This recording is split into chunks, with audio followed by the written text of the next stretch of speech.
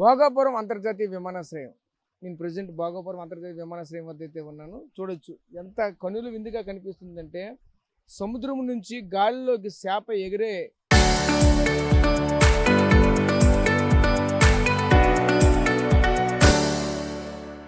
ఏ క్రమంలో ఉంటుందో అదే క్రమంలో కనిపిస్తూ ఉంది. ఇక్కడ నుంచి చూస్తూ ఉంటే ఒక ఆకు చేప అంటారు కొన్ని ప్రాంతాల్లో, కొన్ని ప్రాంతాల్లో టేకు చేప అంటారు. ఇలా ఒక్కొక్క ప్రాంతంలో ఒక్కొక్క చేప అంటే సన్నగా వెడల్పుగా ఉంటుంది ఆ చేప ఆకారంలో కనిపిస్తూ ఉన్నది. అదే ఎంట్రన్స్ చూస్తూ ఉంటే ఒక పౌండ్లా అక్కడ కనిపిస్తూ ఉన్నది. ఒక సుందరంగా కనిపిస్తున్నది, కన్నులో పండగ కనిపిస్తూ ఉన్నది.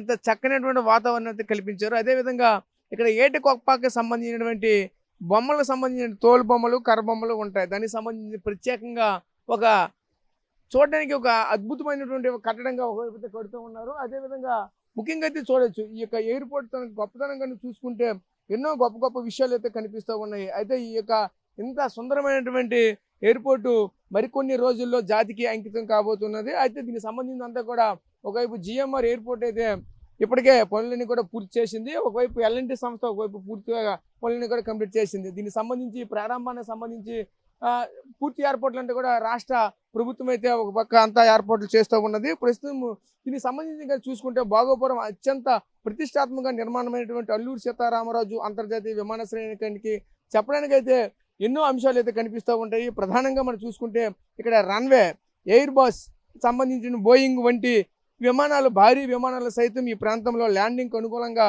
సుమారుగా 3800 మీటర్ల పొడవు కలిగినటువంటి ఇక్కడ రన్వే ఉంటుంది. అదేవిధంగా సుమారుగా 45 మీటర్ల వెడల్పుతో క్యాట్ ఐటీ రన్వే కూడా సిద్ధం చేశారు.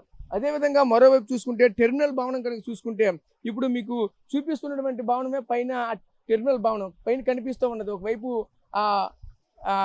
అక్కడ చూడొచ్చు, ఒకవైపు అక్కడ లక్క బొమ్మలు అంటాము, ఒకవైపు తోలు బొమ్మలు అంటాము, కర్ర బొమ్మలు అంటాము. ఇవన్నీ అవే కనిపిస్తున్న వాటికి అనుకూలంగా కనిపిస్తున్న పైన ఒక చేప ఎగిరే రీతిలో కనిపిస్తున్నటువంటిదే టెర్మినల్ బిల్డింగ్.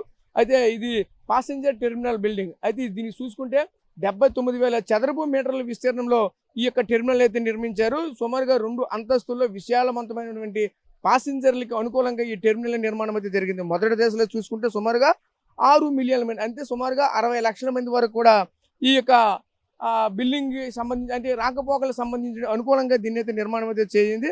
రాబోయే రోజుల్లో సుమారుగా 18 మిలియన్లకు కూడా దీన్ని విస్తరించే విధంగా ప్రణాళిక అయితే రూపొందిస్తూ ఉన్నారు. ప్రత్యేకంగా చూసుకుంటే ఈ విమానాశ్రయానికి తీర ప్రాంతానికి విశిష్టత చాటి చెప్పేగా ఒక ప్రకృతి ప్రేరణకు పొందే విధంగా ఈ టెర్మినల్ పైకప్పు అంతా కూడా కనిపిస్తూ ఉన్నది. పైకప్పు చూడొచ్చు, ఆ చేప పొలుసు ఏ విధంగా ఉంటుందో అదేవిధంగా పైకైతే ఎగురుతున్నప్పుడు ఉంటాయి కదా, మనం జనరల్గా చూస్తూ ఉంటాం చేప డాల్ఫిన్ చేప ఎగిరేటప్పుడు ఎలా కనిపిస్తుంది, అలానే ఒక చేప సముద్రపు చేప ఎగురుతున్నప్పుడు ఏ విధంగా కనిపిస్తుందో దాని పైన ఉన్నటువంటి రెప్పలు ఏ విధంగా ఉంటాయని కూడా సేమ్ అదే స్థాయిలో అయితే కనిపిస్తూ ఉన్నది.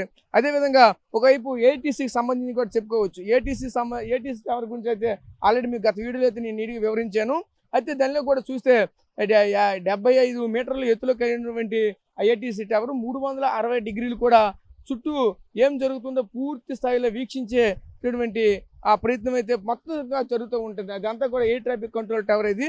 అయితే దానికి సంబంధించి మరి ముఖ్యంగా చెప్పాలంటే కార్గో సేవలు అంటే ఇక్కడ ఈ విమానాశ్రయం రావడంతో అంటే ఇక్కడ లక్షలాది ఉద్యోగాలు వస్తాయి, ఎంతోమందికి ఉపాధి దొరుకుతుందని చెప్పుకోవడానికి ప్రధానంగా మన పాత్ర భూమిక పోషించినటువంటిది కార్గో. అంటే ఈ కార్గో అంటే రవాణా, అంటే ఏదైనా సరుకులు రవాణా. ఈ రోజుల్లో ప్రతిదీ కూడా ఎంతకు ముందు ఏ సరుకు కావాలనే లేకపోతే ఏదైనా వస్తువు కావాలనేది ఏం చేసేవాళ్ళు, వెళ్ళి నేరుగా తెచ్చుకునేవాళ్ళు. ఇప్పుడు అలా కాదు కదా, ఆన్లైన్లో బుక్ చేస్తే నేరుగా వచ్చేస్తుంటాయి. ఏదైనా కావాలని ఆర్డర్ పెడతా ఉంటే వెంటనే వచ్చేస్తుంటాయి. అది ఆ క్రమంలోనే కార్గో సేవలు అనమాట. ఈ కార్గో సేవల్లో క్రియాశీలక పాత్ర అయితే పోషిస్తూ ఉంటుంది. దేశ విదేశాలకు కూడా ఎక్కడి నుంచి ట్రాన్స్పోర్ట్ అండ్ ఎక్స్పోర్ట్ ఇంపోర్ట్ జరుగుతూ ఉంటుంది.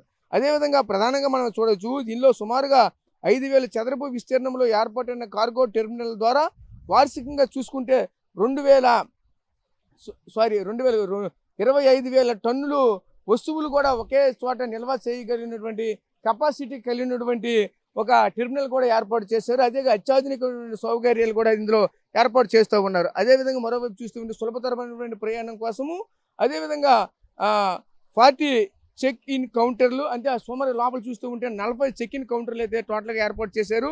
12 డిగ్రీల సంబంధించినటువంటి యాత్ర పౌండ్ అని అలాగే సెల్ఫ్ సర్వీస్ బ్యాగులు, డ్రాప్లు, కౌంటర్లు అందుబాటులో ఉన్నాయి. ఇటువంటివన్నీ కూడా అంటే రోజు విమానం ఎక్కి దిగే వరకు అయితే ఈ టెర్మినాలజీ అయితే తెలుస్తూ ఉంటుంది. వాళ్ళంతా కూడా అంటే చెక్ ఇన్, చెక్అవుట్ వెళ్ళడానికి వాళ్ళకి సంబంధించిన ప్రతిదీ కూడా అనుకూలంగా ఉండే విధంగా కూడా చేస్తూ ఉన్నారు. అదేవిధంగా వినోదంగా ఉండడానికి, అదేవిధంగా మరొక వైపు కమర్షియల్ స్పేస్ సెంటరు, అలాగే రిటైల్ స్టోర్స్, అలాగే ఫుడ్ అండ్ బేవరేజెస్ లేఅవుట్లకు వాళ్ళకి సంబంధించిన ప్రతి అంశాన్ని కూడా పెడుతూ ఉన్నారు.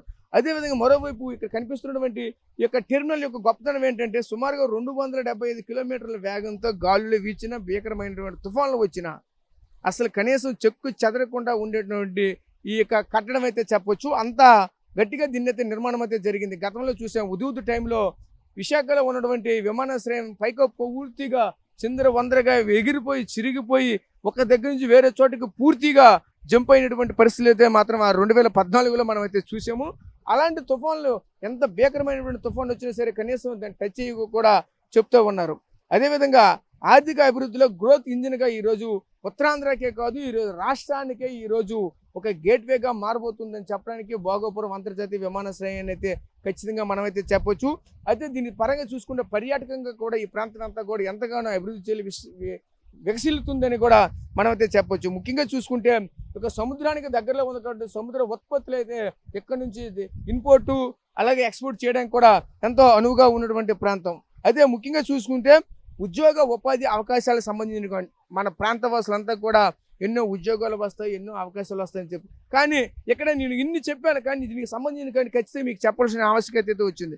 కానీ ఇంత పెద్ద ఎయిర్పోర్ట్ కట్టారు కానీ స్థానికంగా ఉన్నటువంటి వ్యక్తులకైతే ఇంతవరకు కూడా ఒక్క ఉద్యోగం కూడా ఇచ్చే పరిస్థితి నేటికి లేదు. ఎందుకంటే ఈ ప్రాంత వాసులకు ఇస్తే ఇక్కడ ధర్నాలు చేస్తారు, పనులు సరిగ్గా చేయరు అనే ఆలోచనతో అక్కడ హెచ్ఆర్ డిపార్ట్మెంట్ నుంచి వచ్చినటువంటి ఆదేశాల మేరకు మేము ఇవ్వట్లేదంటూ కొంతమంది సమాచారం అయితే ఇచ్చారు. అక్కడ ముఖ్యంగా చూసుకుంటే ఎవరికి కూడా ఇవ్వలేని పరిస్థితి. స్థానిక ఎమ్మెల్యే అదే పరిస్థితి ఉంది, స్థానిక మంత్రులకు అదే పరిస్థితి ఉంది. ఎవరు కూడా ఉద్యోగం అనేసరికి తర్వాత చూద్దాం అనే వాళ్ళే తప్ప కానీ దీనికి సంబంధించి ఇచ్చేవాళ్ళు అయితే కూడా ఎవరు లేరనే చెప్పాలి. అయితే ఎక్కడైతే అధికారికంగా ఒక ప్రకటన అయితే చేస్తూ ఉన్నారు. విమానాశ్రయంతో పాటు జిఎంఆర్ ఏరో నాటికలకు సంబంధించిన ఉపాధులు అయితే వస్తాయి, ఎన్నో హోటళ్ళు వస్తాయి, ఎన్నో వాణిజ్య కేంద్రాలు వస్తాయి, వినోదాలకు సంబంధించినటువంటి ఎన్నో విధాలుగా రూపుదిద్దుకుంటుందంటూ కూడా చెప్తూ ఉన్నారు. అలాగే ఏవిగేషన్ సంబంధించి ఏరోనాటికల్ రంగానికి సంబంధించి ప్రత్యేకంగా 500 ఎకరాలు కేటాయించాము. 500 ఎకరాలకు సంబంధించి భీమిలి మండలంలో అన్నవరంలో జిఎంఆర్ సంస్థ సంబంధించినటువంటి కొన్ని సంస్థలు అయితే ఆ ప్రాంతంలో ఏర్పాటు చేస్తున్న పైలట్లకు ఏరోనాటికల్ ఇంజనీరింగ్కు శిక్షణ ఇచ్చేందుకు అనుకూలంగా అవన్నీ కూడా ఏర్పాట్లు చేస్తున్నామంటూ చెప్తూ ఉన్నారు. కానీ చూడాలి ఈ ప్రాంత వాసుల్ని అందరూ ట్రైనింగ్ ఇచ్చి తీసుకుంటారా, బయట వాళ్ళు ట్రైనింగ్ ఇచ్చి తీసుకుంటారా అనేది కూడా వేచి చూడవలసినటువంటి అవసరం అయితే ఉంది. కానీ ఏదేమైనా సరే ఈరోజు ఉత్తరాంధ్ర ఈ దిశ మారబోతుందని చెప్పడానికైతే ఈ ఎయిర్పోర్ట్ని చూపించబోతున్నటువంటి ఈ ఎయిర్పోర్టే మనందరికీ కూడా కాబోతుంది. ఎందుకంటే రానున్న రోజుల్లో రానున్న భవిష్యత్తు యువతకు ఎంతగానో ఇది వాళ్ళ అభివృద్ధికి తోడ్పడుతుందనే ఇప్పుడు ఉన్నటువంటి ప్రతి నాయకులు, ఇక్కడ ఉన్నటువంటి ప్రతి వ్యక్తి, ఇక్కడ ఉన్నటువంటి ప్రతి అధికారి కూడా చెప్తూ ఉన్నారు. ఎందుకంటే అదే స్థాయిలో ఇక్కడ కనిపిస్తూ ఉన్నది కూడా. ఎందుకంటే అతి తక్కువ టైంలోనే 2 సంవత్సరాల్లోనే విస్తృతంగా అభివృద్ధి చెందింది. కానీ దీనికి కూడా ఇంకో మాట అయితే చెప్తూ ఉన్నారు. ఇంత తక్కువ టైంలో అభివృద్ధి చెందింది అంటున్నారు. ఎందుకు చెందదు? అక్కడ ప్రైవేట్ సంస్థ అయితే మొత్తాన్ని దీన్ని టేకప్ చేసింది. ప్రైవేట్ సంస్థ పూర్తి స్థాయిలో దీనికి సంబంధించిన మొదటి పేజీ సంబంధించినవంతా కూడా బ్యాంకు నుంచి రుణం తీసుకున్నారు. ఆ రుణాన్ని పూర్తి స్థాయిలో ఖర్చు పెట్టారు. ఇక్కడ నుంచి second page and third page కూడా రానున్న రోజుల్లో జరగబోతుంది. జరిగితే ఇదంతా కూడా విస్తృతంగా అభివృద్ధి పదంలో ముందుకు వెళ్తుంది.